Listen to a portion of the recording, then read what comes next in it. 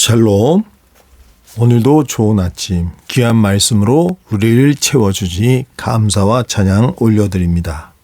오늘은 창세기 45장 16절에서 28절 말씀을 통해 함께 은혜 나누겠습니다.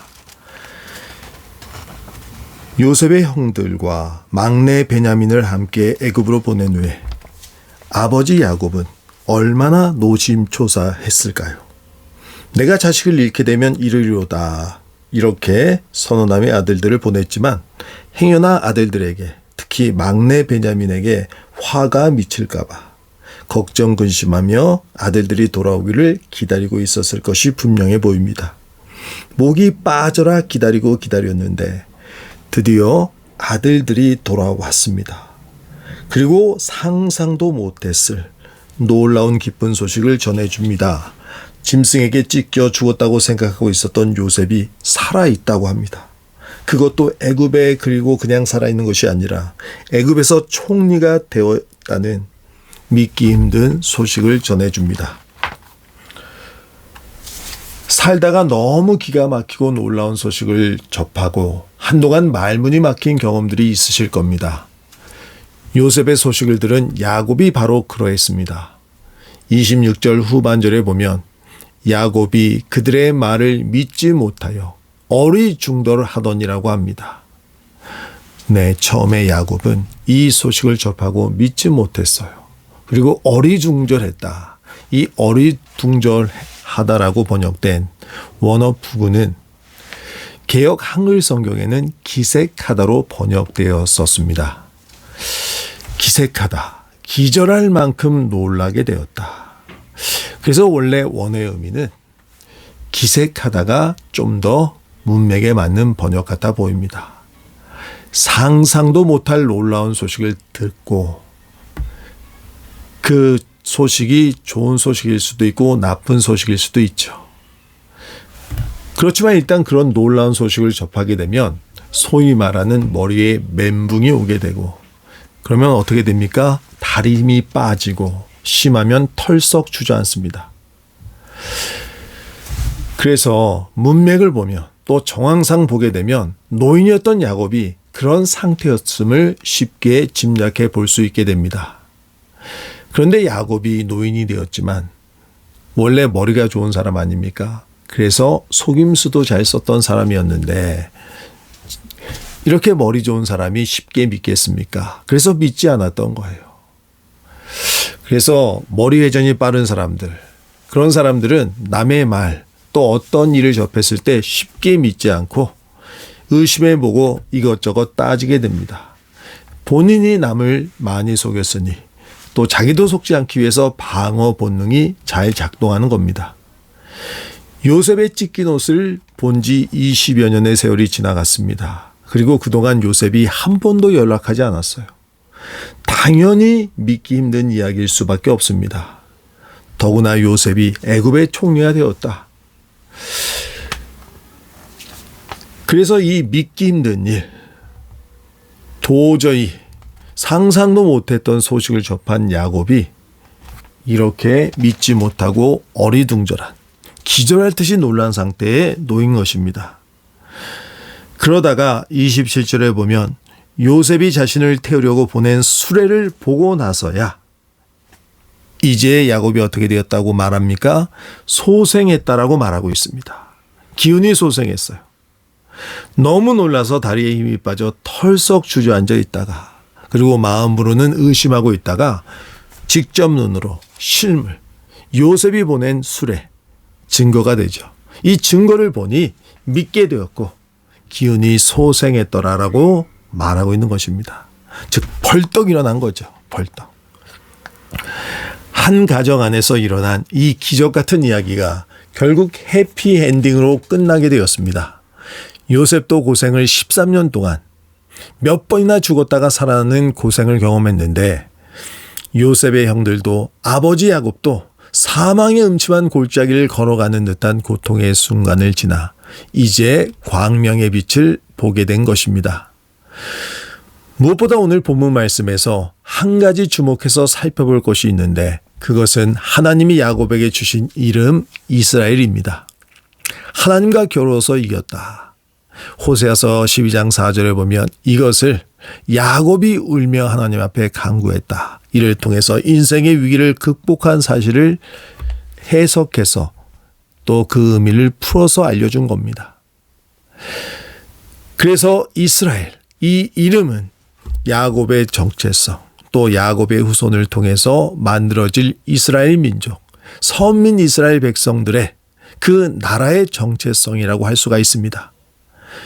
야곱이 그랬던 것처럼 이스라엘은 어떤 결함을 갖고 있든 또 죄를 지었던 또 연약함 가운데에서도 하나님만 의지하고 살아갈 때 죄 용서받고 회복되고 선민 백성으로서의 정체성을 지킬 수 있는 겁니다. 또 하나님의 구속 언약 가운데서 그 사명을 감당할 수 있는 겁니다. 그것은 또한 구약의 이스라엘을 잇고 있는 신약 시대를 살아가고 있는 우리 기독교인들, 거룩한 성도들의 정체성이라고 할 수가 있습니다. 오늘 본문에 보면 먼저 16절에서 요셉의 형들이라고 불렸던 그들이 21절에 보면 무엇이라고 불리고 있습니까? 이스라엘의 아들이라고 다르게 호칭되고 있습니다. 또 25절에는 야곱이라고 불렸던 아버지 야곱이었던 그가 이제 요셉이 보낸 수레를 보고는 기은이 소생해서 아버지 야곱이 아니라 28절에 보면 이스라엘이라고 불려지게 됩니다. 이스라엘이라는 이름은 아브라함, 이삭을 이어서 또 하나님의 언약 백성, 선민 백성의 계보를 잇는 야곱의 새로운 이름입니다. 나중에 민족과 국가명이 된 것은 그만큼 이스라엘이라는 이름이 중요하다는 것을 우리에게 알려주고 있는 겁니다. 오늘 본문에서 과거에 지은 죄 가운데 있었던 요셉의 형들이 요셉으로부터 용서받고 22절에 보면 새로운 옷을 입었다고 말하고 있습니다. 새로운 옷을 입은 야곱의 아들들, 그들은 이제 이스라엘의 아들들이 되었습니다.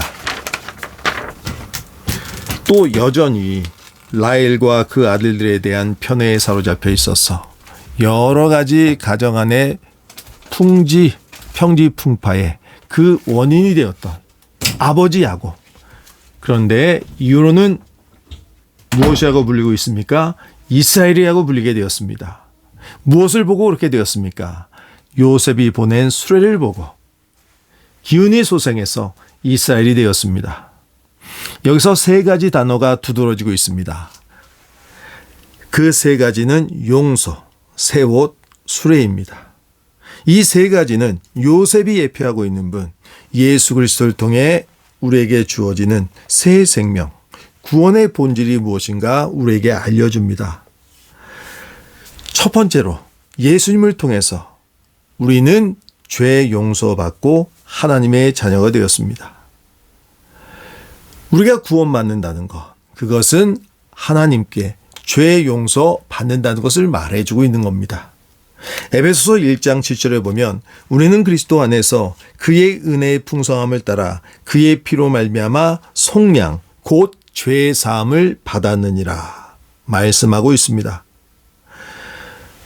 두 번째로 그것은 또한 예수 그리스도를 통해서 우리가 의로 옷을 입는다는 것, 그것을 우리에게 말해주고 있습니다.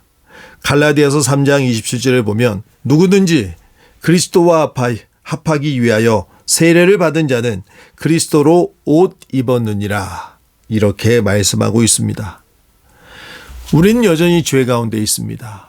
예수를 믿는다고 모든 죄, 우리의 죄된 본성이 완전히 바뀌는 것은 아닙니다. 그래서 여전히 죄 가운데 있는데 바로 예수 그리스도, 그 의가 우리에게 전가되어서 마치 요한계시록에서 하얀 세마포 옷을 입은 성도들처럼 우리의 몸이 더러울지라도 새로운 옷을 입으면 깔끔해지지 않습니까? 바로 그와 같이 그리스도의 의로 우리의 모든 죄가 가림을 받는 것입니다. 그리고 하나님의 심판대 앞에서 의롭다 선포되는 것입니다. 세 번째로 우리는 그리스도를 통해서 골로새서 1장 13절에서 말씀하고 있는 것처럼 신분과 소속의 변화를 겪게 됩니다. 우리를 흑암의 권세에서 건져내사 그의 사랑의 아들의 나라로 옮기셨으니 그렇습니다. 우리는 여전히 이 땅 가운데 살아가고 있지만 우리의 소속, 신분은 더 이상 이 세상이 아닙니다. 어디입니까? 바로 아들의 나라. 그의 사랑하는 아들의 나라. 바로 예수 그리스도의 나라. 그 하나님 나라에 속해 있습니다. 이 모든 것들이 누구를 통해서 주어집니까? 예수 그리스도. 그 십자가를 통해서 우리에게 주어진 특권인 것입니다. 요셉을 통해서 그 가정 안에 그 형들도 그 아버지 야곱도 하나님의 은혜의 축복을 경험하게 됩니다. 이 모든 것들은 바로 예수 그리스도를 통해서 우리에게 주어질 새 생명, 구원, 그리고 그에 속한 모든 축복을 의미합니다. 오늘 하루 살아감에 있어서도 예수 그리스도 안에 우리에게 주어진 구원의 은혜를 감사하며 그리고 또 그 안에 숨겨져 있는 그 안에 가득한 하나님의 축복과 은혜를 충만히 경험하는 하나님 백성 되기를 주의 이름으로 축복합니다. 기도하겠습니다.